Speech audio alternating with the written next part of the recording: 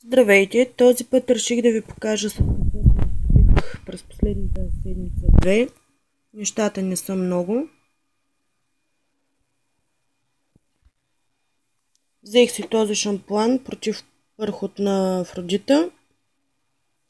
Нямам пърхот, но от време на време си взимам такива шампуани. Нищо специално, измива добре косата и не ми дразни кожата на главата.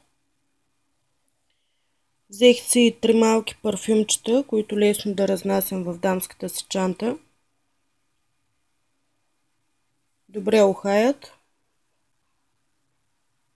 Не са много дълготрайни, но все пак съм доволна.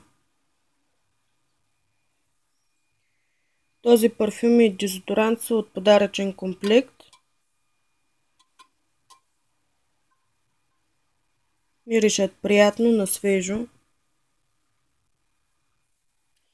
Взех си един лак на Golden Rose от серията Rich Color, цвят 17. Много красив цвят. Имам доста такива подобни, но този цвят може да се каже, че е любим мой.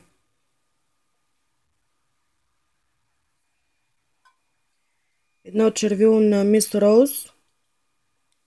Цветът му е много ярък, розово. Добре пасва с лъка. Не е нищо специално, евтино червило, но съм доволна. Ето това е цвета.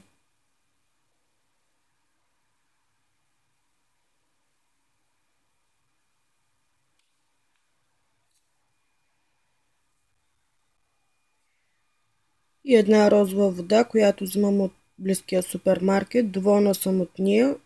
Използвам я като допълнителна грижа за кожата си. И винаги купувам.